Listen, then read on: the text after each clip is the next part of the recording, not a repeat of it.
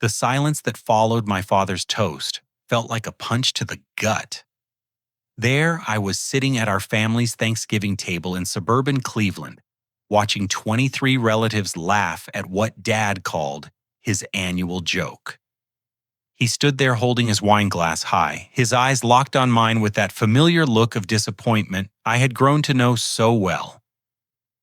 "Some kids make you proud," he announced to the crowded dining room. "Others just take up space." The eruption of laughter that followed made my chest tighten, but I kept my smile plastered on my face. I stood up slowly, grabbed my coat from the chair, and delivered the words that would change everything. "Good thing I just got my own place 3,500 miles away in Seattle. Don't worry, you'll never have to worry about me taking up space again." The laughter died faster than a candle in the wind. 23 faces stared at me, as if I had just announced I was joining the circus. My father's wine glass trembled slightly in his hand, his confident smirk melting into confusion. Mom dropped her fork onto her plate with a sharp clank that echoed through the sudden quiet. This moment had been building for 28 years of my life. Every family gathering, every holiday, every milestone had followed the same script. My older brother Marcus would arrive in his expensive suits, regaling everyone with stories of his latest courtroom victories and high-profile clients. Dad would beam with pride, introducing him as my successful son, the lawyer. Then I would show up in my simple button-down shirt and khakis, and Dad would gesture vaguely in my direction, saying, "And this is Sheldon? He works with computers." The pattern started early. When Marcus made varsity baseball as a sophomore, Dad never missed a game. When I graduated valedictorian from high school, Dad skipped the ceremony because Marcus had a playoff game the same night. Marcus got a brand new BMW for his 16th birthday, while I received a used Honda Civic with a dented bumper and a note saying, "Transportation is transportation." Dad paid for Marcus's entire law school education at Northwestern, while I worked 3 jobs to put myself through state school for computer science. Even now at 28, nothing had changed. Marcus lived in a downtown Chicago penthouse, drove a Tesla, and dated a string of beautiful women Dad always found fascinating. I lived in a modest apartment in suburban Columbus, drove the same Honda from high school, and worked as a software engineer at a mid-sized tech company. To Dad, Marcus represented everything he wanted in a son. I represented everything he settled for. "Sheldon, honey," Mom whispered, her voice shaky. "Please sit down. Your father was just joking around." My sister Emma shifted uncomfortably in her chair, her 2 young children staring wide-eyed at the adult drama unfolding around them. She had always played the role of peacekeeper, trying to smooth over Dad's harsh comments with nervous laughter and quick subject changes. Aunt Patricia, Mom's older sister, set down her coffee cup and gave Dad a look that could freeze water. She had always been the only one who called out Dad's behavior, though her protests usually fell on deaf ears. "Can't you take a joke, son?" Dad's voice carried that familiar edge of irritation. "You've always been too sensitive." Marcus would have laughed it off. That was the moment something inside me finally snapped. The years of comparison, the constant feeling of being second best, the way my achievements were always diminished, while Marcus's were celebrated. I was done pretending it didn't hurt. "Actually, Dad, I can take a joke," I said, my voice steady despite my racing heart. "But here's something that might surprise you. I'm not just moving to Seattle for a change of scenery. I've already been offered a senior software engineer position at Microsoft. My starting salary is $180,000 plus benefits plus stock options. That's about $60,000 more than Marcus makes as a junior partner." The silence returned heavier this time. Marcus's face went pale. Dad's mouth opened and closed like a fish out of water. Emma covered her mouth with her hand. Even Aunt Patricia looked stunned. "I start Monday morning." I continued pulling on my jacket. "So thank you for the lovely dinner, and thank you for finally making it clear where I stand in this family. It's been enlightening." As I walked toward the front door, I could hear the whispered arguments beginning behind me. Mom's voice rose above the others, demanding to know why Dad couldn't just be proud of both his sons. But I didn't stop to listen. I had heard enough for one lifetime. The drive from Cleveland to Seattle took me 4 days, and every mile felt like a step toward freedom. My Honda Civic, now 15 years old, but still reliable, carried everything I owned in boxes packed tight in the back seat and trunk. I had sold most of my furniture, keeping only what truly mattered: my computer equipment, some clothes, a few books, and a photo of Grandpa Joe that I kept on my dashboard. He had always believed in me, even when nobody else did. The phone calls started before I reached the Indiana border. Mom left tearful voicemails begging me to come back and talk things through. "Honey, you know your father loves you. He just has a difficult way of showing it. Please don't do anything rash." I listened to each message once, then deleted them. Marcus called as I was crossing Illinois, his voice carrying that patronizing tone he had perfected in law school. "Look, little brother, I know Dad can be tough, but you're being dramatic. You can't just run away every time someone hurts your feelings. That's not how the real world works." I almost hung up on him, but something made me stay on the line. "Marcus," I said, watching farmland roll past my window, "do you remember when I won the state science fair in 10th grade? "Yeah, so what? Do you remember what Dad said when I told him I won?" There was a long pause. "Not specifically." He said, "That's nice, son. Did you hear Marcus got scouted by 3 college teams this week?" You were a junior in high school, Marcus. I had just beaten kids from across the entire state of Ohio, and Dad changed the subject to talk about your batting average. Another pause. "That was a long time ago, Sheldon. It was last Tuesday when he introduced me to his golf buddies as my other son, while he spent 20 minutes bragging about your latest case. It's never stopped, Marcus.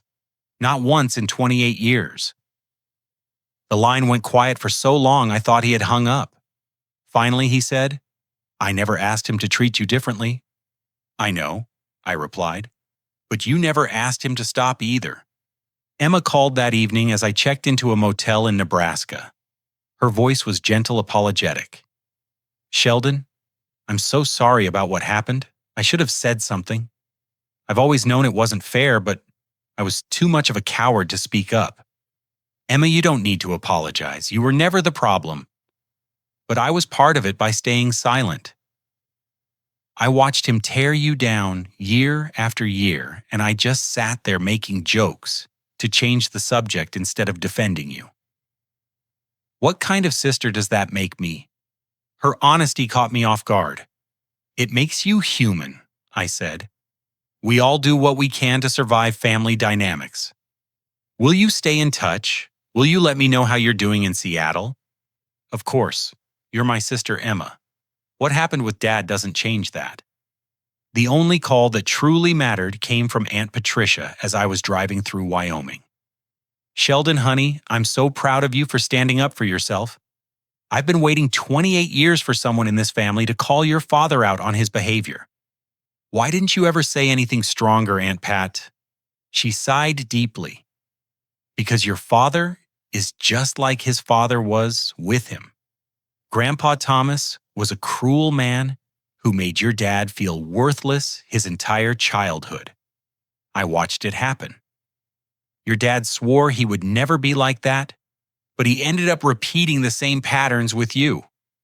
Hurt people, as they say. That explains it, but it doesn't excuse it. You're absolutely right. Understanding someone's pain doesn't mean accepting their behavior. I'm just sorry it took you this long to realize you deserved better." Seattle appeared through my windshield on a crisp October morning, the Space Needle rising against a backdrop of mountains and Puget Sound. The city felt alive with possibility, full of coffee shops and tech companies, and people who didn't know my family history. For the first time in years, I felt like I could breathe. My first day at Microsoft was everything I had hoped it would be. The campus in Redmond buzzed with creative energy. My new team welcomed me, warmly impressed by the algorithms I had developed at my previous job. My manager, David Chen, showed me to my office, and outlined projects that would challenge everything I thought I knew about software development. "We're excited to have you here, Sheldon," David said as we finished my orientation. "Your background in machine learning is exactly what we need for the new initiative we're launching." But the biggest surprise came at the end of that first day. David called me into his office with a serious expression. "There's something I need to discuss with you regarding your compensation package." My heart sank. Were they reducing my salary? Had I misunderstood the offer? "The stock options we discussed during your interviews have performed better than expected since we made your offer. Additionally, we're adding a signing bonus of $50,000 to help with your relocation expenses. Your total first-year compensation will be closer to $230,000. I sat in stunned silence. More money than I had ever imagined making. Financial independence I had never dared to dream about. For the first time in my adult life, I would be completely self-sufficient, beholden to no one.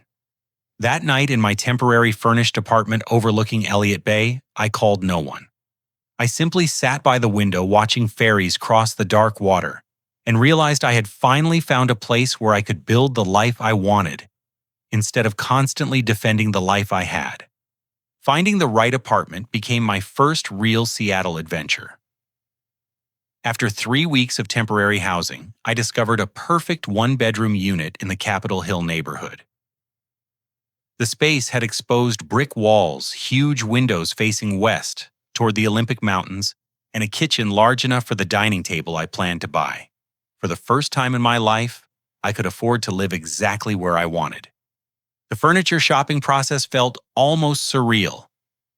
I had always bought secondhand or made do with hand-me-downs. Now I could walk into West Elm and room and board without checking price tags first. I chose a solid oak dining table that seated 6 people comfortably. Something about having space for guests felt important, even though I didn't know many people in Seattle yet. Work became my sanctuary. The Microsoft campus offered everything from free meals to hiking clubs to volunteer opportunities.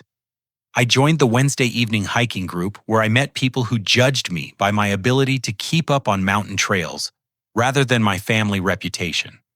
These were engineers and product managers and designers who cared more about interesting conversations than professional pedigrees. My cubicle neighbor turned out to be Sarah Martinez, a software architect who had graduated from Stanford and moved to Seattle from Silicon Valley. She was brilliant, funny, and completely unimpressed by corporate hierarchies. During coffee breaks, we would discuss everything from artificial intelligence ethics to the best food trucks in the South Lake Union area.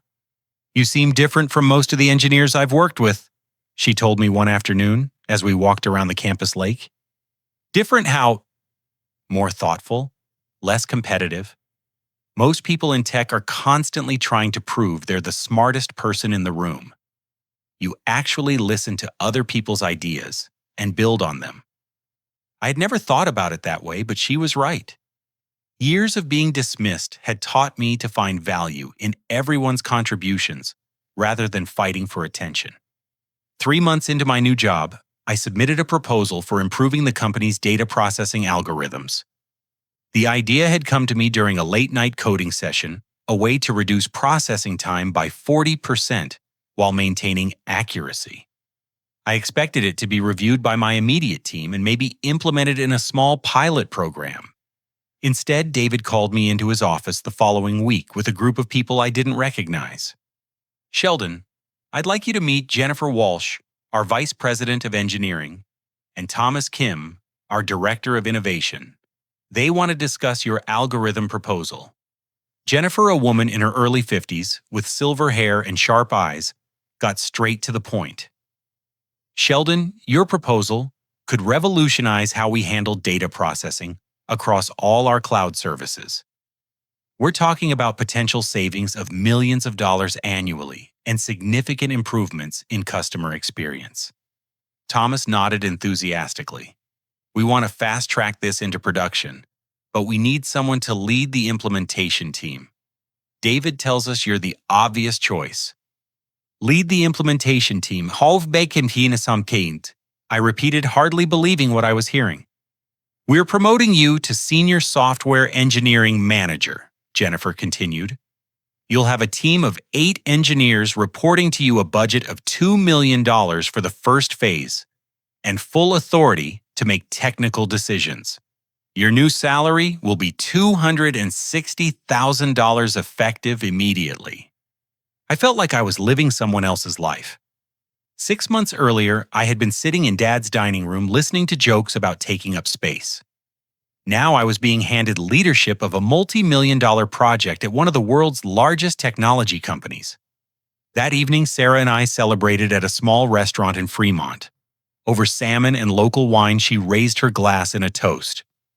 To proving that talent rises to the surface when it's given the chance, she said. To finding out what's possible when you stop letting other people define your worth, I replied. As we clinked glasses, I realized something profound was happening between us. What had started as workplace friendship was evolving into something deeper. Sarah saw me clearly, appreciated my strengths without trying to fix my weaknesses, and challenged me to think bigger about my own potential. But the most unexpected development came 2 weeks later. I was in my office reviewing technical specifications when my phone rang with a number I didn't recognize. Sheldon, this is Amanda Foster from Venture Dynamics. We're a technology investment firm here in Seattle, and we've been tracking your work at Microsoft. I'm sorry, tracking my work I don't understand. Your algorithm has created quite a buzz in the tech community. We've been watching its implementation, and we're interested in discussing an opportunity with you. Would you be available for lunch this week? The lunch meeting took place at a sophisticated restaurant overlooking Lake Union. Amanda turned out to be a sharp woman in her 40s who had founded 3 successful startups before becoming a venture capitalist. She got to the point quickly. Sheldon, what you've created at Microsoft is impressive, but you're working within the constraints of a large corporation. We think your algorithm could be the foundation for an entire new company. We're prepared to offer $2 million in seed funding if you're interested in starting your own firm. I nearly choked on my water. My own company. You'd be the chief technology officer and majority owner. We'd help you hire a small team, find office space, and bring your technology to market independently. Based on our projections, your company could be worth $20 million within 2 years. The conversation lasted 3 hours. By the time we finished, Amanda had outlined a complete business plan, introduced me to potential team members via phone, and scheduled follow-up meetings with other investors who were interested in participating in the funding round. Walking back to my apartment that evening, I couldn't stop smiling. 18 months earlier, Dad had suggested I take up too much space at his table. Now I was being offered the opportunity to build something entirely my own. Something that could change my life and the lives of everyone I chose to bring along with me. I called Sarah to share the news, and her excitement matched my own. This is incredible, Sheldon. Are you going to do it? I think so, but I want to ask you something first. Would you consider leaving Microsoft to be my co-founder and chief technical officer? The silence on the other end lasted so long, I thought the call had dropped. Sheldon Gichapoma, she finally said, are you serious? Completely serious. I can't imagine building this without you. Then yes, absolutely yes. Let's build something amazing together. As I hung up the phone, I realized I had never felt more excited about the future. Everything I had lost when I left Cleveland was being replaced by something infinitely better. I was building not just a career, but a life that reflected my values and ambitions. For the first time ever, I wasn't asking permission to take up space. I was creating space for myself and others to thrive. Leaving Microsoft felt like jumping out of an airplane, terrifying and exhilarating at the same time. Sarah and I gave our 2 weeks' notice on the same day, which sparked rumors throughout the campus about our mysterious joint venture. David wished us well, but warned us about the challenges of startup life. You're giving up security for uncertainty, he told me during my exit interview. Make sure you know what you're getting into. But I had never been more certain about anything in my life. For the first time, I was betting on myself rather than waiting for someone else to recognize my potential. Our first office was a modest space in the South Lake Union area, just 4 rooms, with floor-to-ceiling windows overlooking the neighborhood where Amazon had built its headquarters. The symbolism wasn't lost on us. We were joining a community of companies that had started with big dreams and small beginnings. Hiring our initial team became an exercise in finding people who shared our vision, rather than just our technical skills. Sarah led the interviews with a focus on problem-solving creativity, while I evaluated candidates' ability to work collaboratively. We ended up with 6 brilliant engineers who were excited about building something from scratch rather than maintaining existing systems.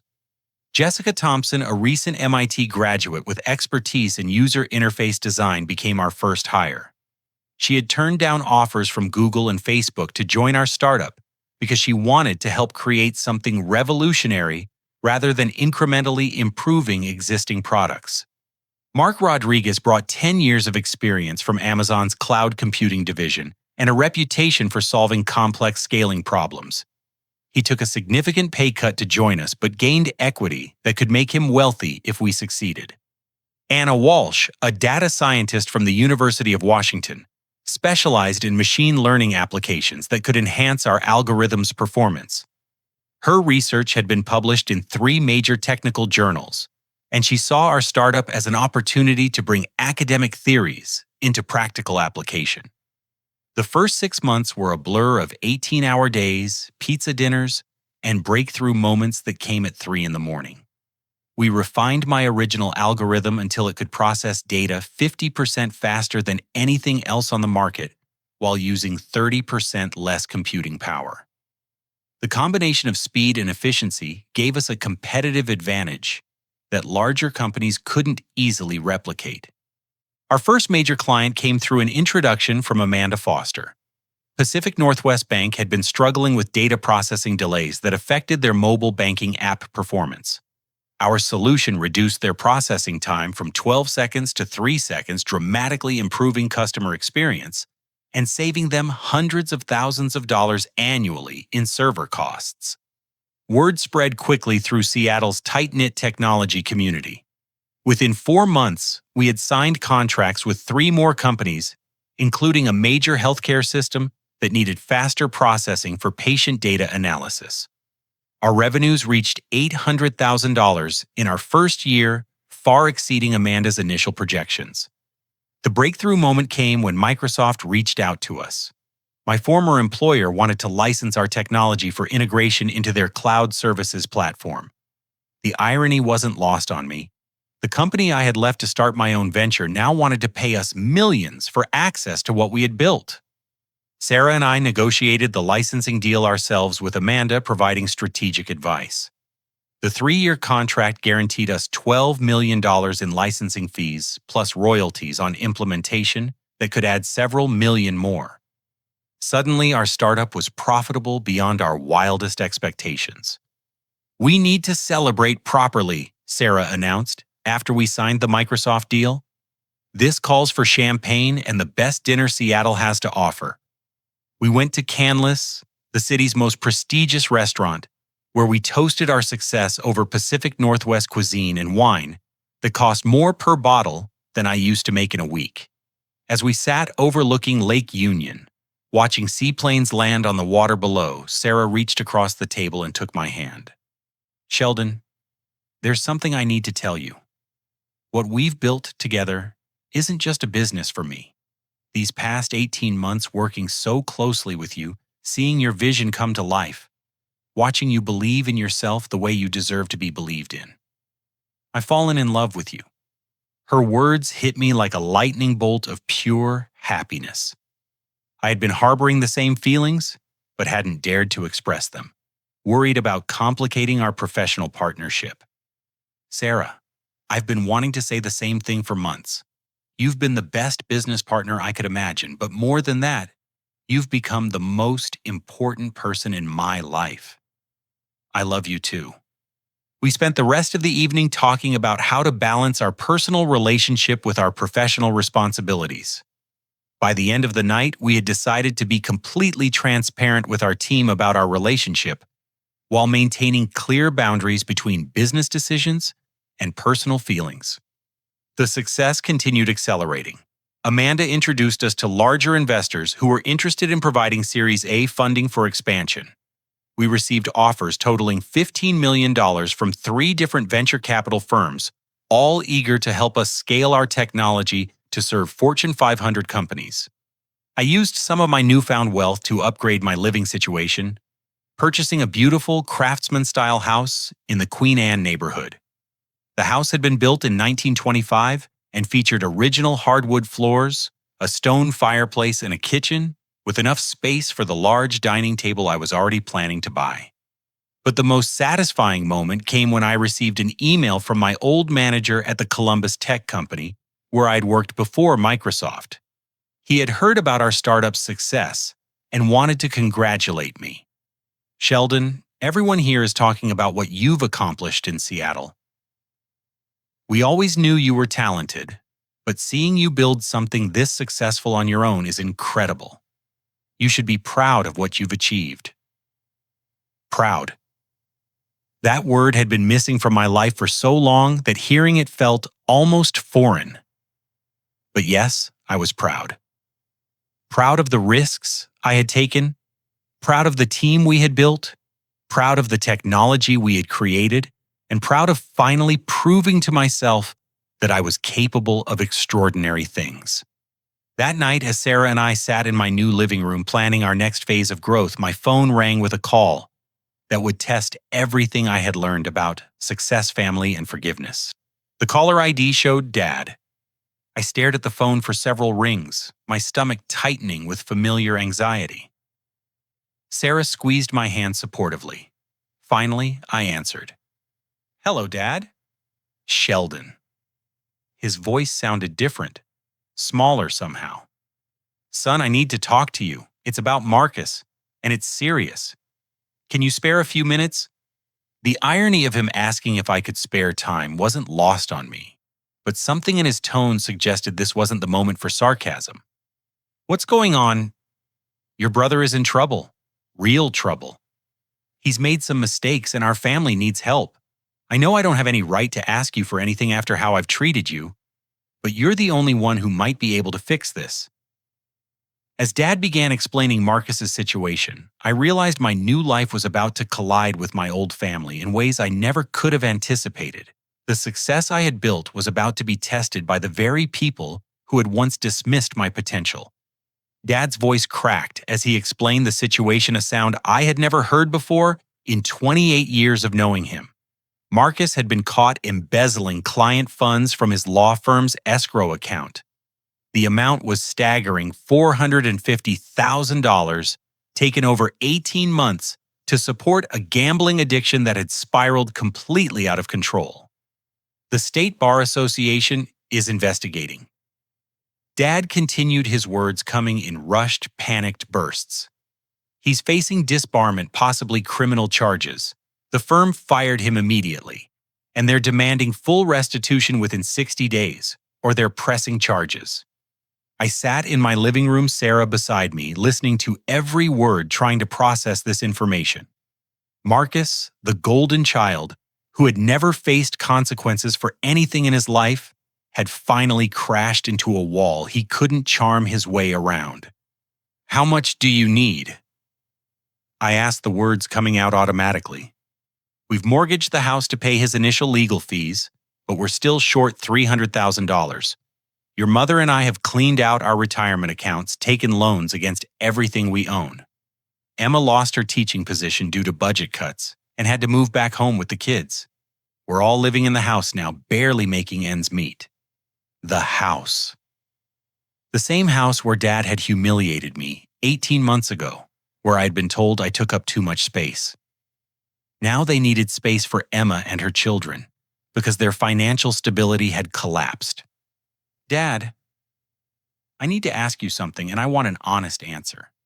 If Marcus had been successful, if he was still the golden child-making partner at his firm, would you be calling me for help?" The silence stretched for nearly 30 seconds. I could hear him breathing, could picture him sitting in his study surrounded by the awards and photos that celebrated Marcus's achievements while ignoring mine. Probably not, he finally admitted.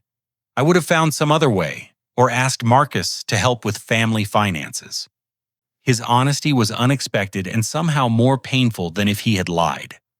Sheldon, I know I've been a terrible father to you.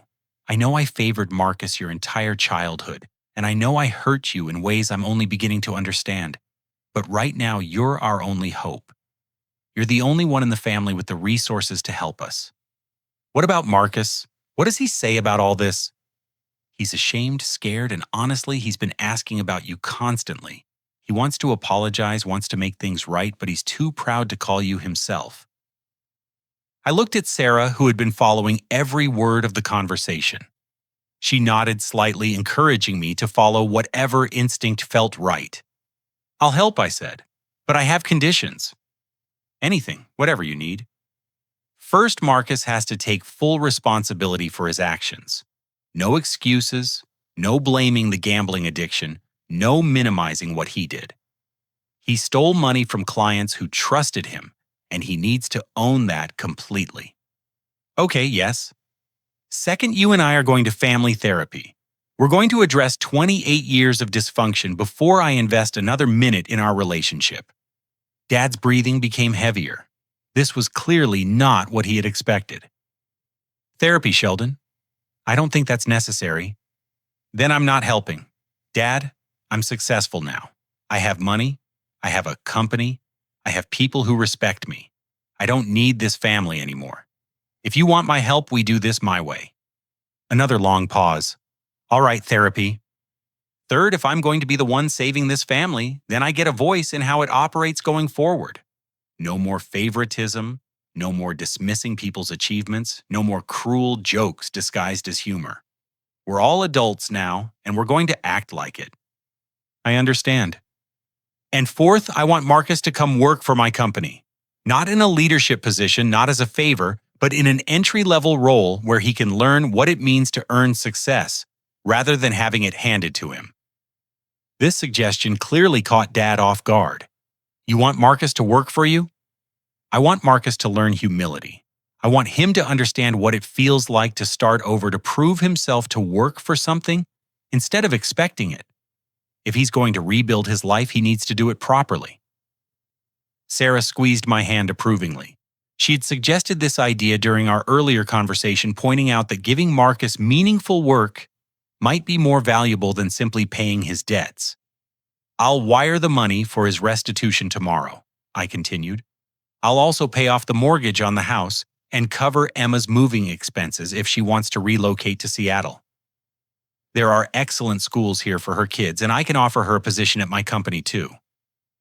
Dad started crying, actual tears, something I had never witnessed in my entire life. Sheldon, I don't know what to say. This is more generosity than we deserve, more than I deserve after how I've treated you. You're right. It is more than you deserve. But it's not about what you deserve, Dad. It's about what our family could become if we all commit to being better than we've been. The conversation ended with plans for me to fly to Cleveland the following weekend. Sarah offered to come with me for moral support, but I felt this was something I needed to face alone, at least initially. 2 days later, I received a text message from Marcus.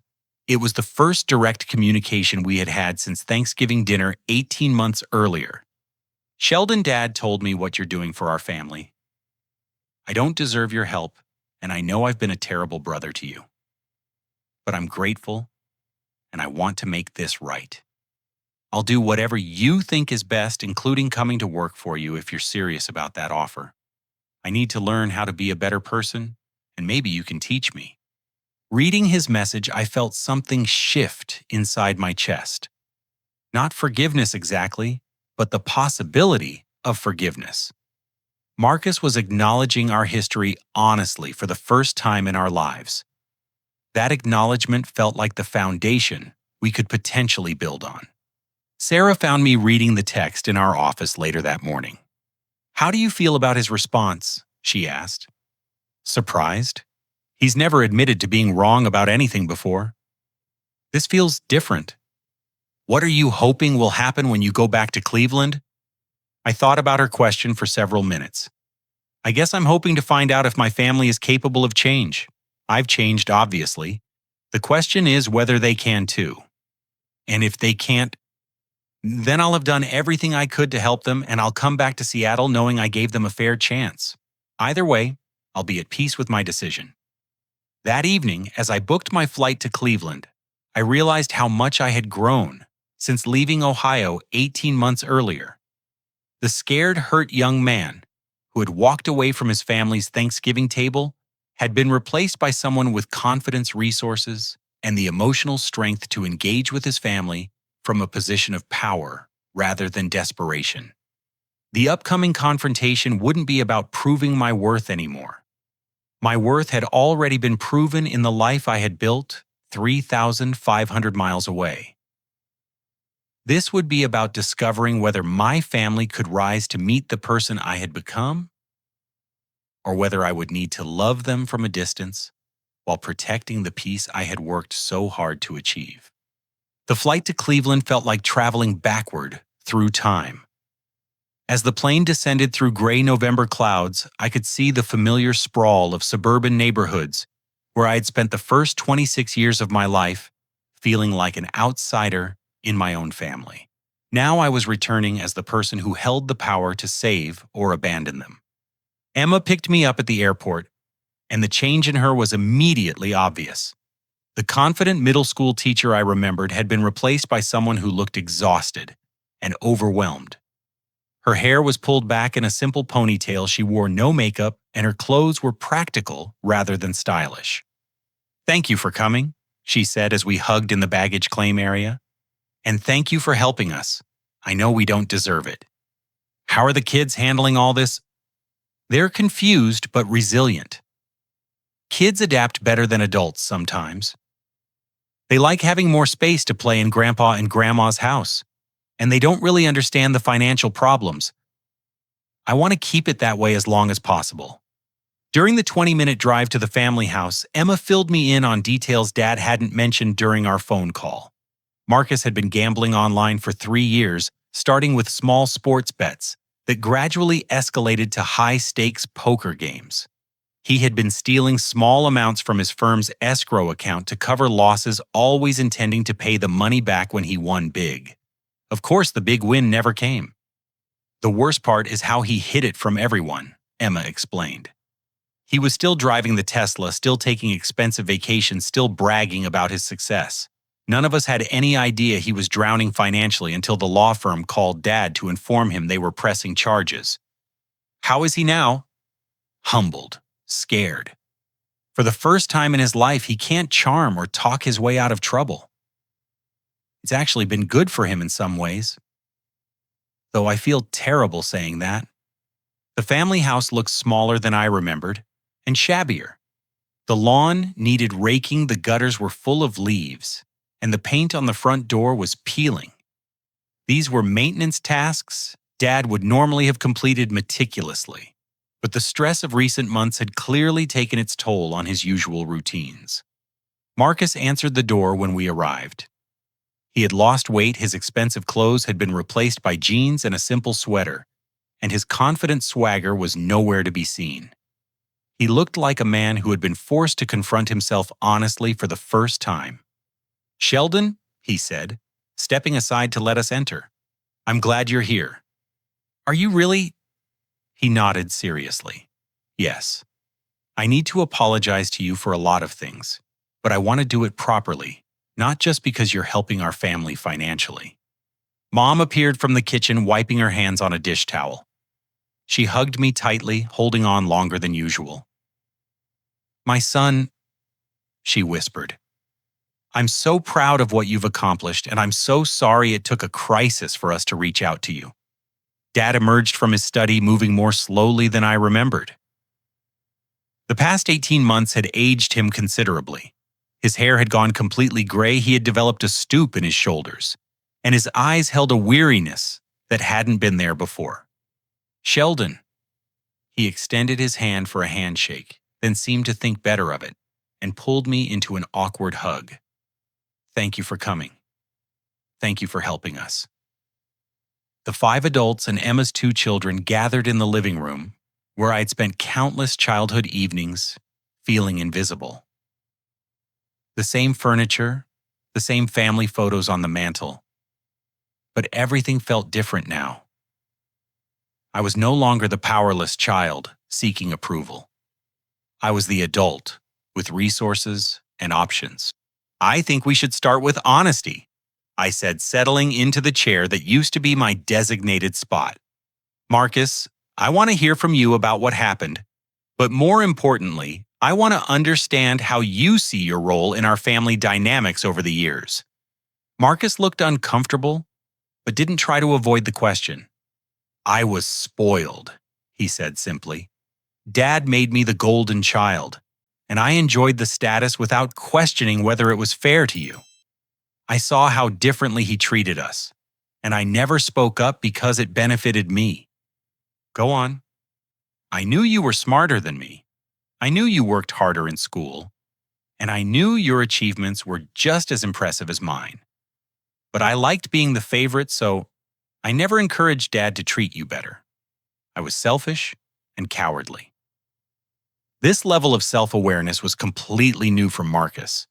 I had expected defensiveness and excuses, not honest accountability. What about the gambling? It started as entertainment, but it became an addiction. When I began losing money I couldn't afford to lose, I should have gotten help immediately. Instead, I stole from people who trusted me to protect their money. There's no excuse for that. None. Dad shifted in his chair, clearly uncomfortable with the direction of the conversation. Dad, I said, turning to face him directly, your turn. I know I favored Marcus over you, he began hesitantly. I know I made you feel like you weren't good enough. I was wrong. That's a start, but it's not enough. I need to understand why you treated me that way for 28 years.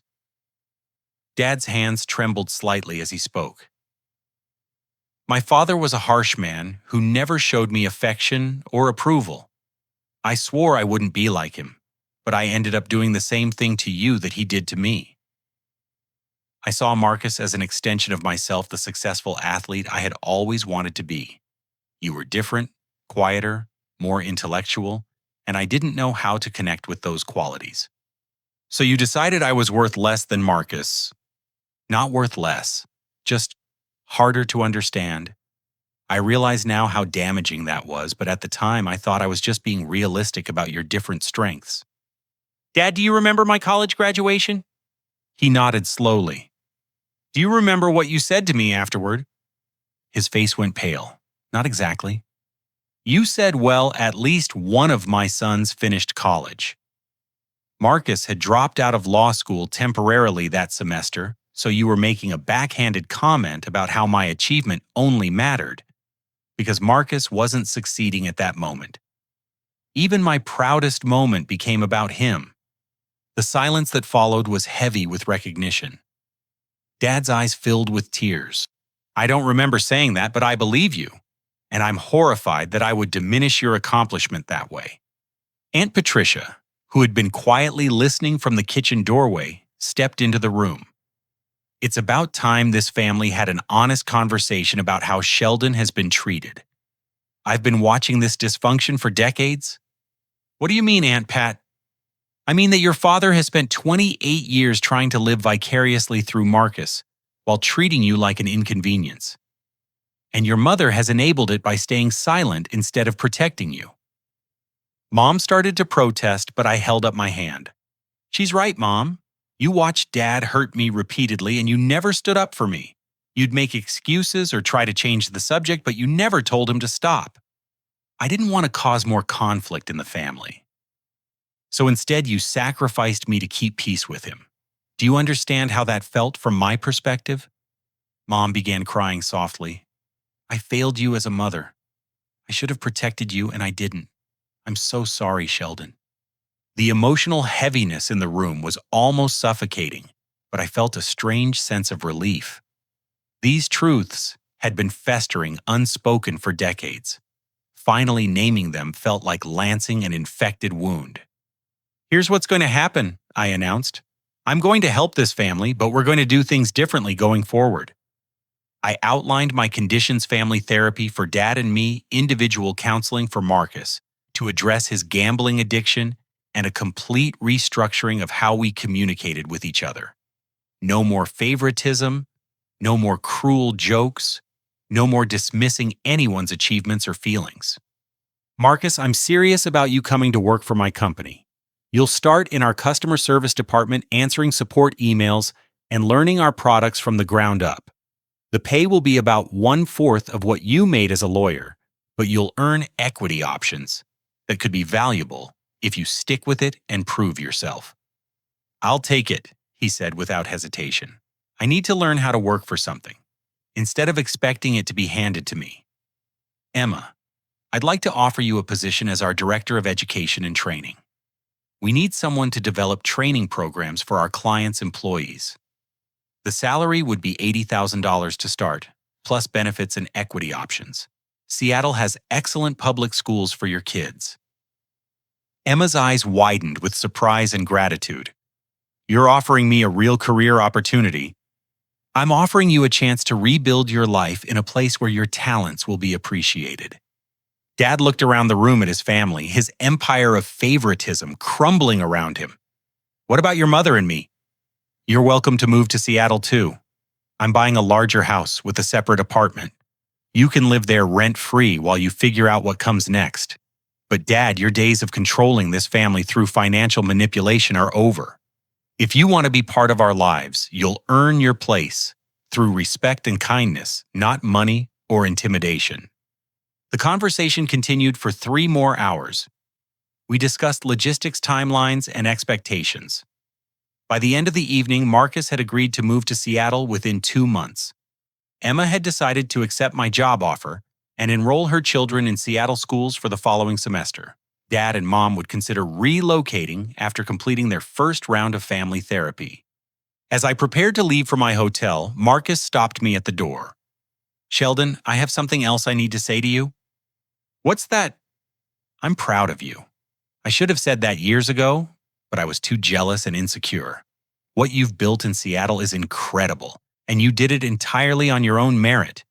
You're the successful son Dad should have been bragging about all along. Hearing those words from Marcus felt like receiving an apology I hadn't realized I was waiting for. The next morning, as I boarded my flight back to Seattle, I felt a complex mixture of emotions. Exhaustion from the emotional intensity, hope that my family might actually change, and excitement about the possibility of building something healthier together. Sarah met me at the Seattle airport with a smile and a cup of my favorite coffee. How did it go? Better than I expected, but also harder than I imagined? I think they're genuinely committed to changing, but it's going to be a long process. Are you ready for your family to become part of your Seattle life? I thought about her question as we drove through the city I had come to love. The answer surprised me. Yes, I am. But they're going to be part of the life I've built here, not the life I left behind in Cleveland. They're going to have to meet me where I am now, not where I was when I left. 6 months later, everything had changed in ways I never could have anticipated. The family that had once made me feel worthless had been transformed into something entirely new, something built on mutual respect rather than hierarchical dominance. And the most surprising part was that it was all happening around a table I had chosen, in a home I had bought, in a city where I had finally learned to take up exactly as much space as I deserved. The November rain drummed against the windows of my new house in Queen Anne as I put the finishing touches on Thanksgiving dinner. The house itself was a testament to how far I had come, a renovated 1920s craftsman with 4 bedrooms, 3 bathrooms, and a separate apartment above the garage where Dad and Mom had been living for the past 4 months. The centerpiece of my dining room was a custom-made walnut table that seated 12 people comfortably. I had commissioned it from a local furniture maker, specifying that it needed to be large enough for a growing family, but intimate enough for meaningful conversations. Every person who sat at this table would have equal space, equal comfort, and equal voice in our discussions. Sarah emerged from the kitchen carrying a platter of roasted vegetables, her engagement ring catching the light from the chandelier above. We had gotten engaged 6 weeks earlier, and planning our wedding had become a joyful family project that gave everyone something positive to focus on. "The turkey smells incredible," she said, setting down the platter and kissing my cheek. "Your mom really knows what she's doing in the kitchen."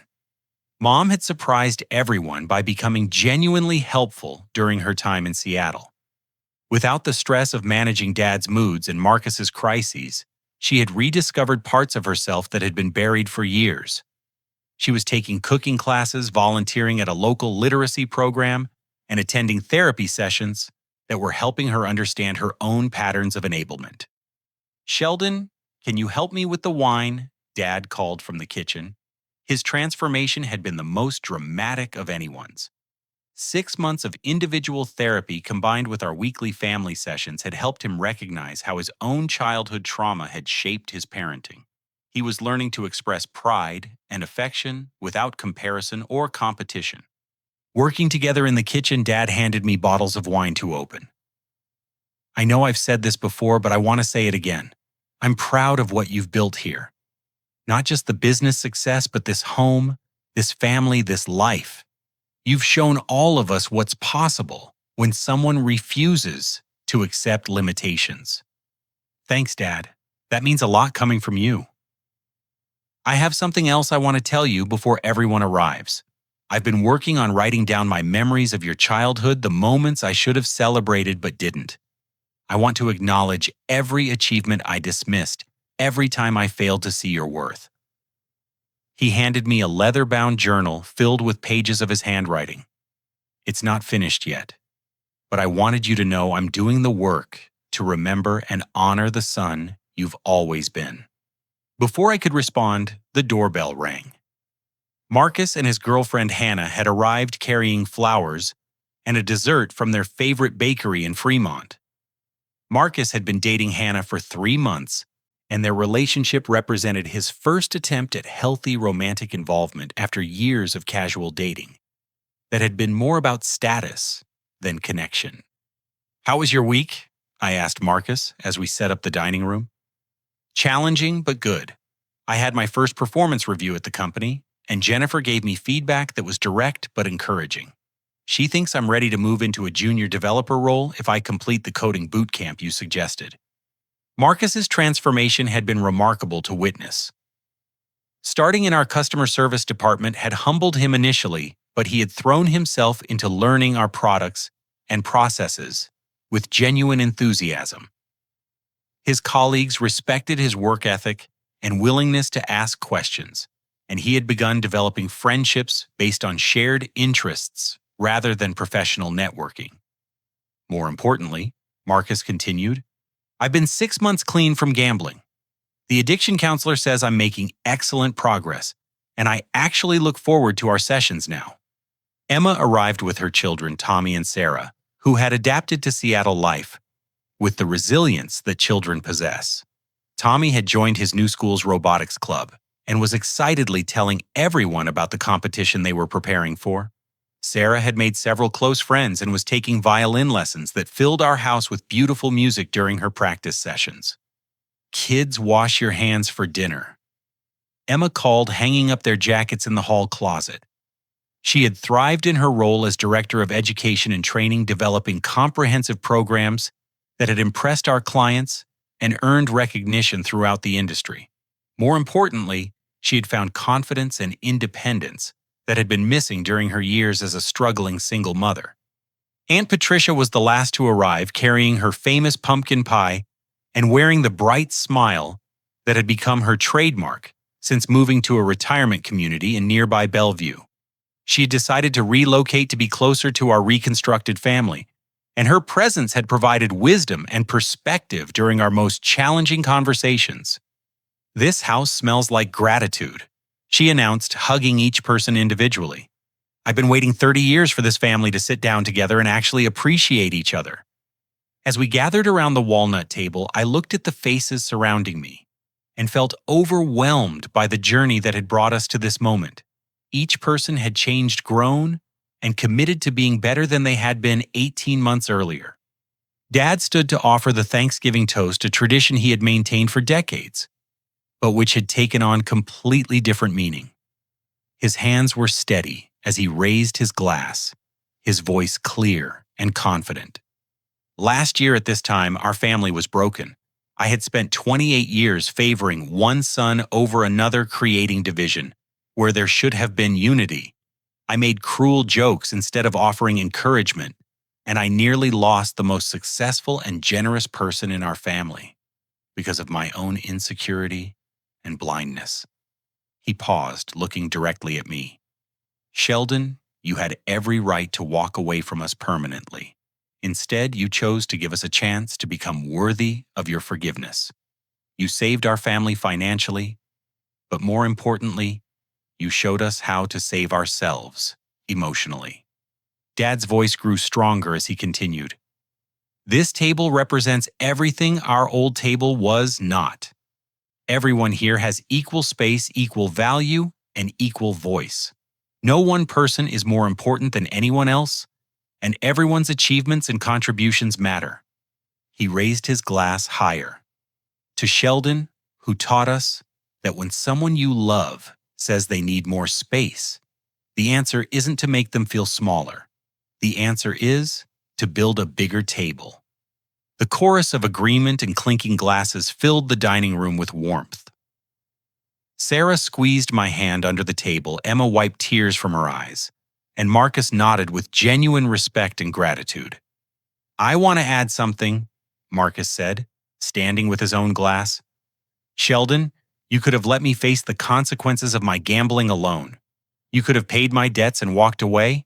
Instead, you brought me into your company and taught me what it means to earn success rather than expect it.